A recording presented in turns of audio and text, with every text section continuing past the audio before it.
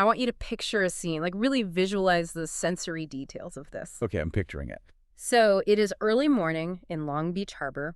The air is biting. You know, that kind of maritime cold that just seeps straight into your Oh, joints? yeah, that damp cold. It's the worst. Right. And the water is freezing.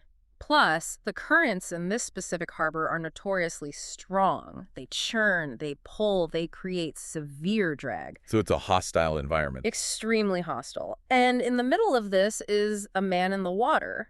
But he is not just swimming against the tide. Okay. His wrists are bound in handcuffs. Wait, what? Yeah, handcuffs. His legs are shackled together. And attached to his torso is a thick, heavy tow line. This sounds like a torture device. It gets crazier. If you follow that line back, it connects to a boat. And that boat is hitched to another boat. He is pulling a string of 70 individual rowboats through the Pacific Current. Which, I mean, that is an incredible feat of raw kinetic output on its own, right? Yeah. Just considering the drag coefficient of a single hole in the water. Exactly. But those 70 boats are not empty. Sitting inside them are 70 adult human beings. Oh, wow. Yeah. You're looking at thousands of pounds of dead weight subjected to ocean friction being pulled by a single human engine. See, when you hear a setup like that, your mind automatically builds a profile of the person in the water. Right. You picture like a 20-something Olympic swimmer. Yeah. A genetic anomaly, someone at the absolute peak of human biological prime, fueled by modern sports science. Exactly. But the man swimming through that freezing water, shackled, towing a literal flotilla, he is 70 years old. That just sounds completely fabricated. I mean, if someone told you that story in a bar, you would dismiss it as a myth. No. Or, assume there was a hidden motor somewhere. Totally. But it is a thoroughly documented, undeniable historical event. This isn't a comic book. It's Jack LaLanne. The Godfather of Modern Fitness. The one and only. And today's deep dive is entirely dedicated to an incredible stack of sources we've gathered, detailing LaLanne's 96-year blueprint for completely defying the biological clock. It's such a fascinating stack of material, too. It really is. And our mission today goes far beyond reciting a biography. We are going to extract the exact, replicable principles of his life. Right. The physical protocols, the rigid nutritional laws, and the psychological framework. Yep. And we'll break down the biological mechanisms behind them, because the goal is to show you how to build your own kingdom of lifelong vitality. Okay, let's unpack this. I am so glad you used the word kingdom. That was actually LaLanne's preferred terminology. Really? Kingdom? Yeah. He didn't just view his body as a vehicle. He viewed his health and his mind as a sovereign empire over which he had absolute dictatorial control. I love that framing. And he constructed this empire decades before anyone had ever conceptualized biohacking. I mean, he didn't have a wearable device tracking his heart rate variability. No smartwatches back then. Right. It wasn't taking optimized, synthesized peptide stacks. He achieved a state of superhuman longevity, relying entirely on a profound understanding of human physiology. And relentless consistency. Unbelievable consistency. Plus a belief system that bordered on the fanatical, honestly. We are talking about a man who maintained a 2-hour daily workout routine well into his 90s. Which is just staggering. And he essentially invented the cable pulley machine, right? And the leg extension machine. Yeah, because the equipment he needed to push the human body just didn't exist yet. He had to build it. But to understand how someone becomes a superhuman nonagenarian, we cannot start with the boats. No, you have to look at the foundation. Right, we have to start at his origin, and his starting point was, biologically speaking, an absolute disaster. Yeah, the historical accounts often use the word sickly to describe his youth. But diving into his own admission in the source material, sickly is a massive understatement. Wait, how bad was it? At age 15, Jack LaLanne was a self-described sugarholic. And we are not talking about a teenager with a sweet tooth here. Okay, what are we talking about? We're looking at a severe physiological addiction to refined junk food that was actively dismantling his nervous and digestive systems. Wow. The sources mention he suffered from a terrifyingly violent temper, right? Yes, and he experienced debilitating headaches that would leave him completely incapacitated in a dark room. Just from the sugar. Sugar and junk food, yeah. He was battling bulimia, too. I mean, he was 15 chronologically, but his body was in a state of active decay. So if we overlay modern neurobiology onto his 1920s childhood, what is actually happening there? Well, the picture becomes incredibly clear. Refined sugar, especially in the early 20th century, was a massive, relatively novel shock to human biology. Right, we weren't evolved for it. Exactly. When you flood a developing gastrointestinal tract with that much refined glucose and processed material, you severely disrupt the gut microbiome. And the gut is super important for mood, isn't it? Crucial. The gut is where a massive portion of our neurotransmitters, like serotonin, are synthesized. That makes perfect sense of the behavioral issues. It reminds me of a 19th century post office suddenly trying to process an influx of modern spam emails. Oh, that's a brilliant analogy.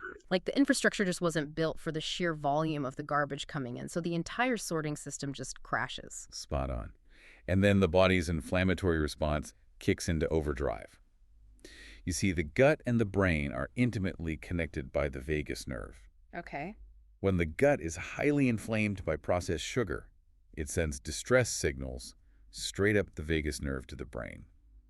This is called neuroinflammation. So it wasn't just that he was in a bad mood. No, his brain was physically inflamed. That neuroinflammation directly triggers the blinding headaches he described, and it severely impairs the prefrontal cortex. Which is the part of the brain responsible for emotional regulation, right? Exactly. Yeah. So his violent temper wasn't a character flaw. It was a symptom of a systemic biological fire. He was trapped in a cycle. The food caused the inflammation caused the pain and rage. And then he likely tried to self-soothe the pain with a dopamine hit from more sugar. Man, he was biologically bankrupt. Until he attended a public health lecture. Yeah, the turning point. Now, a public health lecture in the late 1920s was not like a slick multimedia presentation. It was usually just a charismatic speaker in a stuffy hall. Right, no PowerPoint slides. But whatever was said in that room hit his inflamed, exhausted nervous system so hard that it sparked what he later termed a total identity shift. And the mechanics of an identity shift are vital to understand because it is the bedrock of his entire 96-year run. The sources emphasize this heavily. How is it different from just, going on a diet? Well, a diet is a temporary state. Mm-hmm. You say, I am going to restrict calories for 30 days to lose weight. Right. But you are still the same person, just holding your breath. An identity shift is a psychological death and rebirth. LaLanne didn't decide to eat less sugar. He decided that the sickly, angry sugar addict was dead. And a complete new entity had taken his place. Which sounds incredibly inspiring, but I have to look at the sheer friction of that. I mean, we know how habit formation works. We know about neural pathways. Oh, absolutely. At 15, his brain was hardwired for sugar addiction. Synaptically speaking, his path of least resistance was junk food. For sure. So the idea that a teenager can just flip a cognitive switch and completely rewrite their behavioral DNA overnight feels almost impossible. Most adults struggle to maintain a basic gym habit for 3 weeks. It is astronomically difficult. Yeah. Which is exactly why pure willpower is insufficient. Willpower is a depletable resource. It's tied to your blood glucose levels and your daily cognitive load. You can't just white-knuckle it. You cannot white-knuckle your way through 80 years of extreme discipline. To bypass the limits of willpower, LaLanne developed a foundational framework, a mental model that he lived by until his dying breath. What did he call it? He called it the health bank account. The health bank account. So instead of viewing health as a chore, he kind of monetized the concept in his mind. Precisely. He realized he was entirely, basically financially bankrupt at 15, and he decided to save every single biological penny for the rest of his life. He conceptualized every single action as a financial transaction. Every workout, every raw vegetable consumed, every full night of sleep was a literal deposit. And the withdrawals. Every piece of sugar, every missed workout, every night of poor sleep was a withdrawal. The biology behind this metaphor is profound, actually. What he was intuitively grasping was the concept of cellular senescence and biological compound interest. I mean, when you are young, your body acts like an unlimited credit card. You can sleep 3 hours, eat a box of donuts, and your metabolic flexibility is so high that you still function the next day. Yeah, you don't feel the debt accumulating. But it is accumulating on a cellular level, right? Exactly. Every time cells divide to repair damage from a poor diet or lack of sleep, the protective caps on the ends of your DNA, your telomeres, get slightly shorter. Oh, right, the telomeres. LaLanne had hit the limit of his credit card to 15. The collection agents were breaking down his door in the form of bulimia and systemic pain. He had felt the visceral, agonizing rock bottom of what junk in, junk out felt like. He had a vivid memory of what he was running away from. That pain crystallized his identity shift. He started making deposits. That brings us to the currency of those deposits. If we want to understand how this empire was built, we have to examine the physical protocol, the actual movement. Yes, the physical currency. LaLanne had a central philosophy that governed this. He stated, exercise is king, nutrition is queen, put them together and you've got a kingdom. And the king demanded absolute, uncompromising loyalty. The source materials are unanimous regarding his daily routine. It was intense, right? It was a 2-hour, non-negotiable commitment every single day. He performed 90 minutes of highly intense resistance training using weights, calisthenics, pulleys, designed to recruit and fatigue all 640 muscles in the human body. Every single muscle. Every single one. And then he immediately followed that with 30 minutes of cardiovascular work, usually aggressive swimming or running. Doing that every day is staggering enough. But what jumps out from the sources is the methodology. He wasn't just doing like 3 sets of 10 bicep curls and going home. No, not at all. He pioneered a concept that the fitness industry now heavily markets as muscle confusion. He recognized, long before neuromuscular science had really mapped it out, that the central nervous system is an incredibly efficient adaptation machine. How so? When you introduce a new physical stressor, like a bench press, your nervous system struggles. It recruits motor units inefficiently.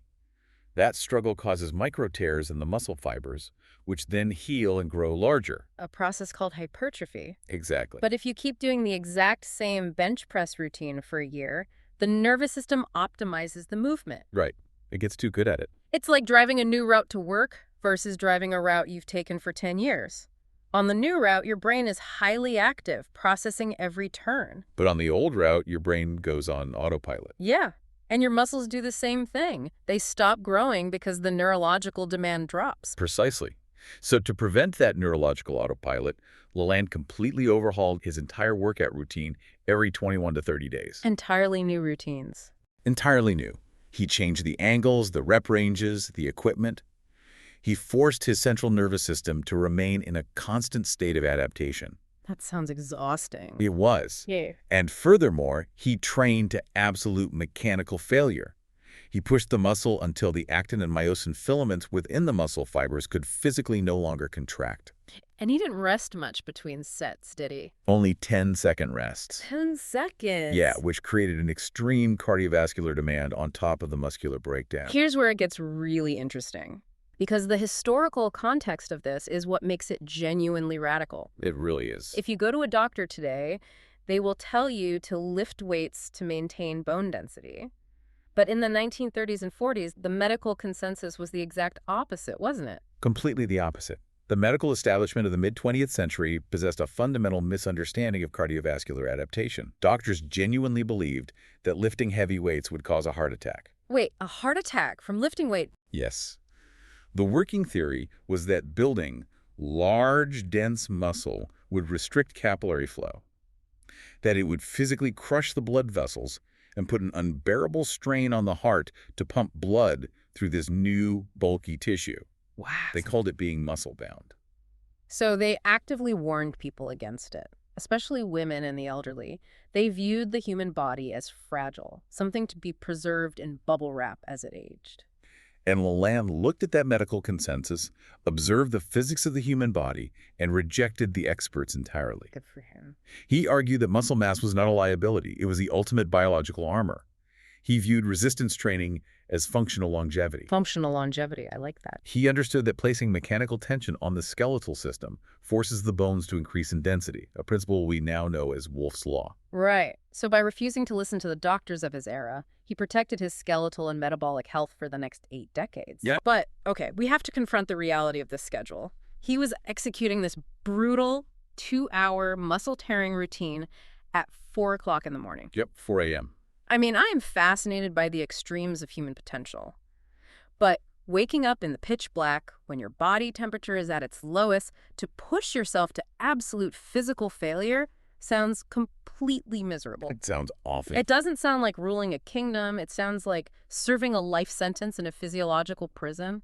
I mean, who actually has 2 hours to work out at 4 a.m. every single day? A lot of people looking at his life assume exactly that. that he must have possessed some mutant gene that made him love the pain of early mornings. Right, like he was just wired differently. But the most illuminating detail in the entire stack of source material shatters that assumption. Jack LaLanne absolutely hated waking up at 4 a.m. Wait, the man who literally defined modern fitness despised his own schedule. He was quoted numerous times throughout his life, stating how much he hated leaving a warm bed. He experienced the exact same dread and physical resistance to the alarm clock that any average person feels. If he hated it, how did he execute it for over 60 years without breaking? I mean, I hit snooze if it's raining outside. He decoupled his actions from his emotions. He did not rely on motivation. Because motivation is fickle. Exactly. Motivation is an emotional state, and like the weather, it is entirely unpredictable.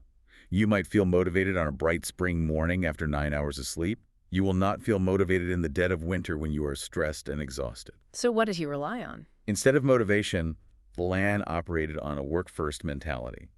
He weaponized his executive function, the prefrontal cortex, to completely override the amygdala's desire for immediate comfort. He viewed his health as his primary occupation. I mean, if you have a critical high-stakes meeting with your boss at 8 a.m., you don't lie in bed waiting to feel motivated to go. Right, you just go. You go because the consequences of missing it are unacceptable. It is your job. And for LaLanne, the 4 a.m. workout was a non-negotiable daily meeting with his future self.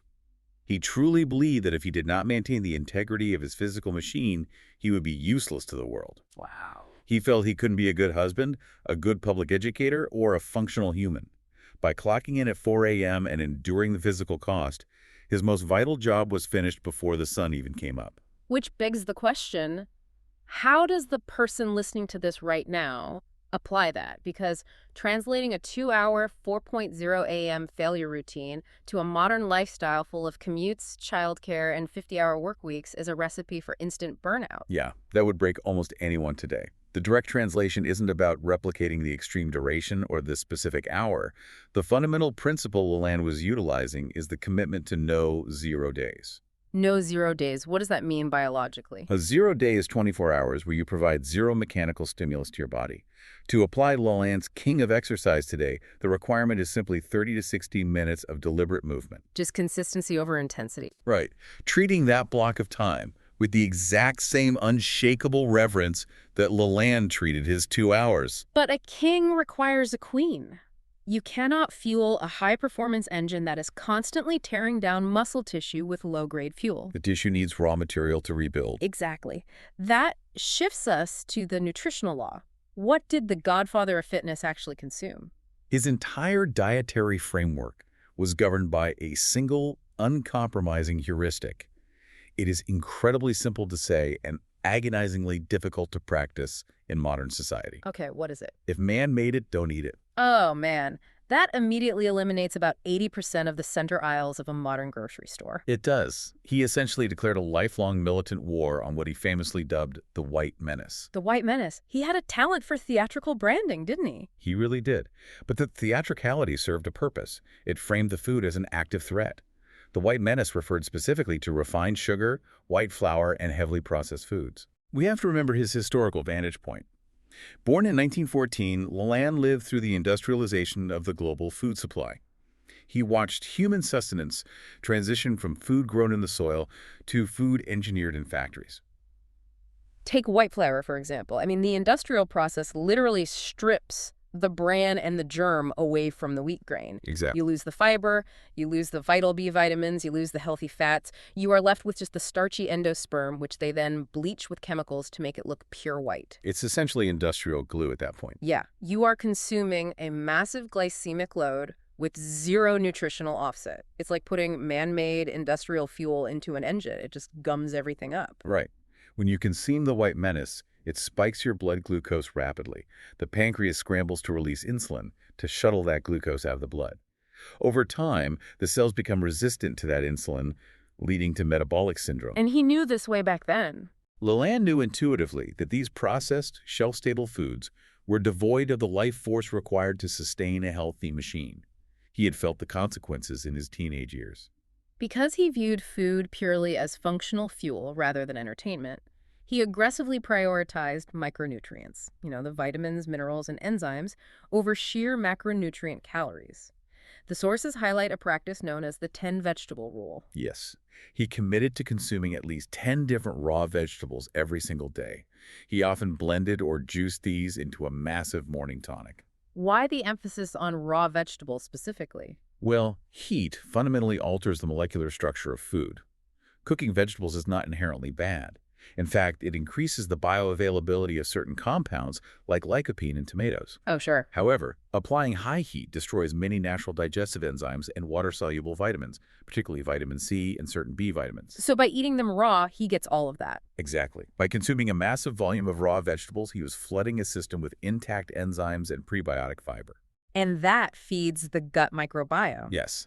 That fiber ferments in the lower intestine, feeding the microbiome, which then produces short-chain fatty acids like butyrate.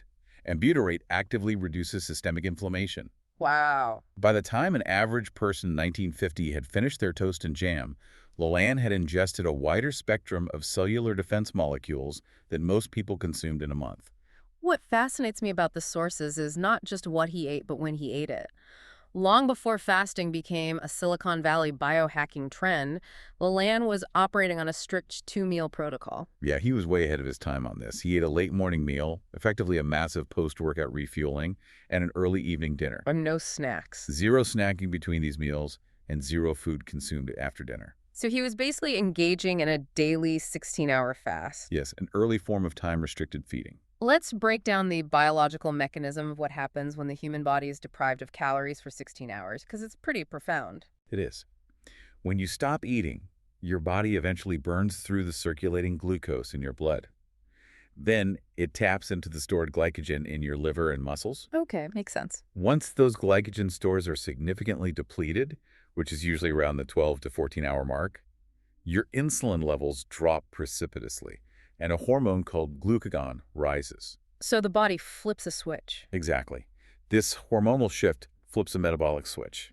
It activates an enzyme called AMPK, which subsequently inhibits a pathway known as mTOR. And suppressing mTOR is the trigger for autophagy. Yes. Autophagy literally translates to self-eating. When the body realizes no external nutrients are coming in, it begins to scavenge its own internal environment for fuel and raw materials. It acts like a cellular recycling program. That's exactly what it is. The cells seek out damaged proteins, dysfunctional mitochondria, and senescent cells. Senescent cells are fascinating to me. They're often called zombie cells, right? They are old cells that have stopped dividing but refuse to die. Instead of dying off naturally through apoptosis, they just sit in the tissue and secrete inflammatory cytokines, which essentially accelerates the aging process in the surrounding healthy tissue. Precisely. They just spread inflammation. But autophagy deploys lysosomes, which are essentially cellular garbage trucks filled with digestive enzymes. I love that. Cellular garbage trucks. Yeah, and they swallow up those zombie cells, break them down, and recycle the amino acids to build new, healthy structures. By fasting for 16 hours every day, LaLanne was running a daily deep cleaning protocol on his cellular infrastructure. Wow. He was actively clearing out the biological friction of aging decades before the Nobel Prize was awarded for the discovery of the autophagy mechanism. Now, when he did break that fast, outside of the mountain of vegetables, he needed substantial protein to repair the muscle damage from his 2-hour workouts, right? Definitely. He relied heavily on highly bioavailable lean proteins. Egg whites and locally sourced fish were his primary building blocks. Did he eat red meat? He largely avoided red meat and most dairy products, believing they bogged down his digestion. However, he was not entirely puritanical.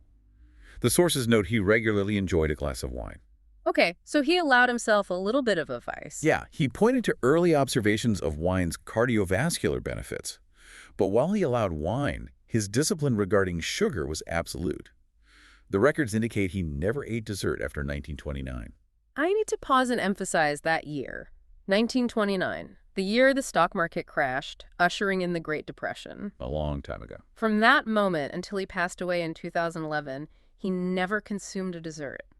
No birthday cake, no ice cream in the summer, no pie at Thanksgiving for over 80 years. Is it hard to wrap your mind around? The psychological weight of that restriction is hard to fathom. How does someone sustain that level of dietary asceticism without descending into misery and feeling completely deprived? I mean, who never eats dessert? It all comes down to cognitive framing. If you view a diet as a restriction, it becomes a psychological prison. You're constantly fighting the desire for the restricted item. Right, you're just obsessing over what you can't have. Exactly. But LaLanne did not view avoiding sugar as a restriction. He viewed it as armor. He viewed it as protection of his primary investment. So when someone offers you a slice of cake, you see celebration or comfort or a sugar rush. But when Jack LaLanne looked at that same slice of cake, he saw biological poison. Spot on. He saw the violent temper of his youth. He saw the debilitating migraines. He saw a direct withdrawal from his health bank account that compromised his sovereignty. It was a profound neurological rewiring. He successfully linked the taste of sugar not to pleasure, but to ultimate pain and loss of control. That is incredibly powerful. And for anyone trying to adapt his nutritional laws today, the key is not sheer willpower. Whether you are living in a massive city or applying this in a place like Indonesia, as one of our sources specifically notes regarding adapting to local foods, the principle is identical. You just change the inputs. Right. You shift your focus from what you're denying yourself to what you're investing in. You utilize local, natural foods, fresh tropical fruits, locally caught fish, fermented plant proteins like tofu or tempeh, vibrant vegetables. You systematically crowd out the manufactured processed goods with life-sustaining fuel. Exactly. You crowd out the bad with the good. But implementing that physical and nutritional protocol requires an engine that never stalls. That brings us to the psychological framework that governed his entire existence. The literature describes his mindset as cognitive sovereignty. Sovereignty implies absolute supreme authority. LaLanne maintained an impenetrable dictatorial control over his internal narrative. He completely insulated his mind against the societal expectations of what aging is supposed to look like. Yes, because society constantly broadcasts a very specific, depressing script for the aging process. Oh, totally. It's basically a socially accepted contagion. When you hit 50, the script says you should start taking it easy. When you hit 60, you transition to retirement and golf. And when you hit 70, you're expected to be fragile, cautious, and physically diminished. And we subconsciously mimic the physical decline of the culture around us. But LaLanne observed that script, recognized it as a biological self-fulfilling prophecy, and utterly rejected it. One of his most famous, almost jarringly confident quotes was, "I can't die, it would ruin my image." It sounds like pure arrogance. On the surface, yeah, it does. But beneath the swagger, it was a profound declaration of ultimate accountability. His foundational philosophy was, you don't get old because of your age, you get old because you stop using your body. He separated chronological age from biological age. Yes. Chronological age is just the number of times the Earth has gone around the sun since you were born. Biological age is the functional capacity of your cells. He viewed the latter as an active daily choice. He practically evangelized this concept. He didn't just want to build a kingdom for himself. He operated with the zeal of a missionary. He really did. He hosted the Jack LaLanne show on television for 34 years. 34 years. He viewed his own vitality as a public service. He felt he had to stay superhuman to prove to the average person watching at home that the human machine is capable of infinitely more than they were told. And that sense of purpose is a massive biologically protective factor, isn't it? Absolutely. Having a reason to wake up and perform a demanding task keeps the brain engaged, neuroplastic, and resilient against cognitive decline. He never retired mentally. Right. He incorporated positive psychology before it had an academic name. The sources detail how he began every single morning deliberately focusing on gratitude. He engaged in aggressive, powerful self-talk. He counted his blessings. He treated his body as an instrument that answered directly to his mind, and he demanded absolute excellence from that instrument. So what does this all mean? Well, he didn't just talk about it on television. He provided undeniable physical proof that his philosophy worked. This is where those birthday stunts come into play. Ah, yes, the stunts. He didn't just tell people to eat their vegetables. He engineered massive public spectacles to shatter the illusion of aging. We discussed the 70 boats at the beginning of this deep dive, but look at what he executed at age 60. The swim from Alcatraz. Yes. At 60 years old, an age when the societal script says you should be shopping for a recliner, he decides to swim from Alcatraz Island to Fisherman's Wharf in San Francisco. Which is insane. Anyone who understands the topography of the San Francisco Bay knows that water is treacherous. The temperature hovers in the low 50s, which triggers an immediate shock to the respiratory system and rapid heat loss. Plus, the tidal currents are powerful enough to sweep commercial vessels off course. It is a swim that routinely defeats highly trained, specialized endurance athletes in their 20s. But he didn't just swim it. He swam it with his hands and feet shackled while towing a 1,000-pound boat behind him. Think about the pure physics of that for a second. The drag coefficient of a 1,000-pound displacement hull in choppy cross-current water is immense. Yeah, the sheer torque required from his core and legs while his hands were bound to generate forward momentum against the tidal pull is mathematically staggering. And he generated that cardiac output and muscular endurance at 60 years of age. I view those stunts as massive public demonstrations of biological utility. That's a great way to put it. He was running a disruptive PR campaign against the medical and societal consensus of his time. It was like he was forcibly recalibrating the public's expectation of the human machine. Proving that the boundaries of physical potential are largely self-imposed. Exactly. And he maintained that absolute cognitive sovereignty until the very end. He refused to allow the concept of being elderly to infiltrate his psychology. He just stayed in motion. Which is deeply inspiring. But we have to ground this in reality for the listener. Yeah. Because LaLanne was an extremist. Very much so. He was an explorer who went to the absolute jagged edge of the map to show us how vast the territory of human health actually is. But the person listening to this right now, sitting in stop-and-go traffic or trying to manage a team at work or organizing their family schedule, cannot simply copy and paste LaLanne's life. No, if you try to wake up tomorrow at 4 a.m., do a 2-hour workout to absolute failure, and throw away every gram of processed food in your house, your central nervous system will rebel. You will quit by Thursday. You will experience complete systemic burnout.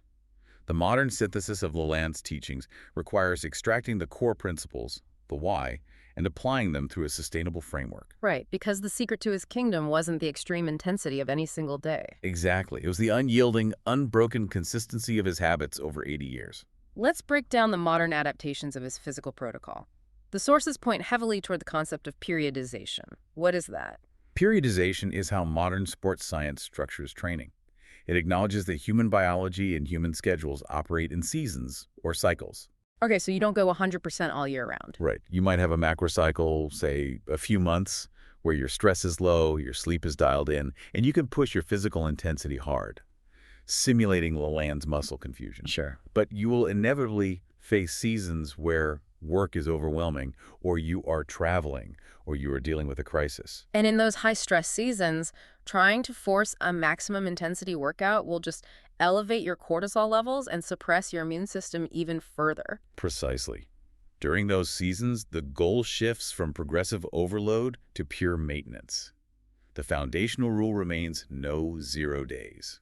So even just a little bit of movement counts. Yes, you might only do 15 minutes of mobility work in your living room. You maintain the neurological habit of making a deposit in the health bank account, even if the deposit is incredibly small. And the focus of that movement as we age should pivot toward functional longevity markers. I mean, you don't need the pulling power to tow a boat. Probably not, no. You need to protect the biological systems that dictate independence. The sources specifically highlight mobility, balance, and grip strength. Why grip strength? Grip strength is an incredibly potent biomarker. It is not just about the muscles in your forearm. It is a proxy measurement for the overall integrity of your central nervous system and your total body muscle mass. Wow, just from your grip. Yeah.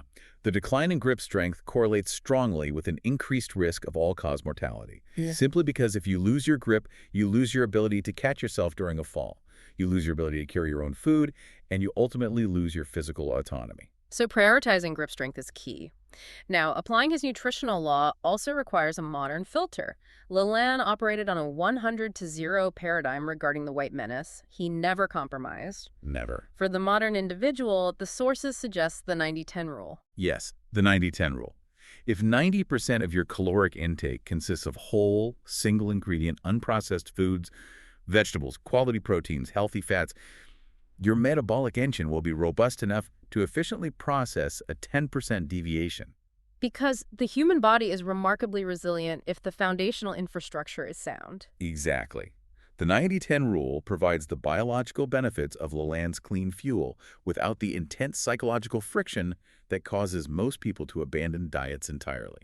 But bringing this into the present day introduces a variable that LaLanne didn't really have to navigate during the prime of his life: We don't just live in an environment flooded with toxic food. We live in an environment flooded with toxic information. That is such a critical point. Our sources draw a brilliant parallel here, translating his nutritional hygiene into the modern concept of digital boundaries. It is the exact same biological mechanism, just applied to a different sensory input. Think about LaLanne's heuristic. If man made it, don't eat it. Right. He avoided junk food because it was hyperpalatable, nutrient void, and physically drained his vitality. Today, we are surrounded by digital junk food. Oh, absolutely. Hyperstimulating, context-void information. Algorithms designed specifically to hijack our attention. Yes. The limitless doom scrolling, the outrage bait news cycles, the highly curated social media feeds. It is engineered to keep you engaged by constantly triggering small stress responses. And what does that do biologically? When you consume that digital junk, you are constantly spiking your cortisol, your primary stress hormone. More importantly, you are flooding your brain with cheap dopamine. And your brain just gets used to it. Right. Over time, your dopamine receptors downregulate to handle the flood, leaving you feeling chronically lethargic, unmotivated, and anxious. Just as a massive influx of refined sugar crashes your physical energy, 3 hours of doom scrolling crashes your cognitive energy. Exactly. It robs you of the executive function needed to override the amygdala. If your prefrontal cortex is exhausted from processing digital outrage, you will not have the willpower to choose a salad over a burger, or to wake up early and exercise. So establishing severe digital hygiene is crucial. Setting hard boundaries on screen time, curating your feeds, leaving your phone out of the bedroom. It's the modern equivalent of declaring war on the white menace. You have to protect your cognitive sovereignty from the algorithms. To build the kingdom today, you must fiercely guard both what enters your stomach and what enters your mind. So I want to direct this right at you, the listener. We've covered a massive amount of biology, history, and psychology today. But insight without action is completely useless. What is the single, non-negotiable deposit you are willing to make into your health bank account tomorrow morning? Because Jack LaLanne didn't start by swimming to Alcatraz. No, he didn't. At 15 years old, in the midst of debilitating headaches, he started by simply refusing to eat the sugar in front of him. Start small. The modern protocol is profoundly accessible. Set an alarm early enough to secure a block of time that belongs entirely to you. Commit to 30 to 60 minutes of deliberate physical stress force your machine to adapt. Fuel that machine with whole, unprocessed foods and eliminate the refined, man-made whites. Incorporate constant movement into your day. Choose the stairs over the elevator to prevent your body from settling into a sedentary state. And fiercely protect your sleep, treating your recovery with the seriousness of a professional athlete. Throw out the digital and physical jump today. Do one focused workout tomorrow. Give your gut a rest, and then you face the true test, repeating it the next day. It is the relentless compounding interest of those unglamorous daily choices that eventually builds an empire of vitality. Because Jack LaLanne's life is the ultimate proof of a biological truth, and we recap this kingdom all the time. Exercise is king relentless daily movement. Nutrition is queen eliminating the man-made whites. And cognitive sovereignty, the mind commanding the body. Right. The human body is the only machine on the planet that breaks down rapidly from underuse rather than overuse. If you leave a car in a garage for 10 years, the battery dies, the fluids congeal, and the tires rot. The car deteriorates because it is stagnant. The human machine operates on the exact same principle. Your bones lose density, your muscles atrophy, and your cardiovascular system weakens precisely because you are not demanding anything of them. Your health account is waiting for a deposit today. And regardless of your chronological age, the neurological and muscular capacity for adaptation remains active. You can begin compounding that interest at any moment. Exactly. As we wrap up this deep dive, I want to leave you with a final paradigm-shifting thought to carry with you today.